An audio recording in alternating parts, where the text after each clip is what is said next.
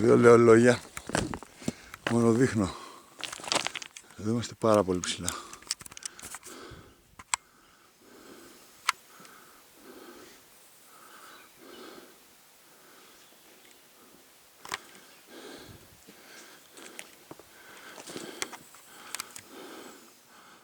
Έχουμε ακόμα πολύ πράγμα. Σταματήσαμε γιατί έβγαλε ήλιο και πρέπει να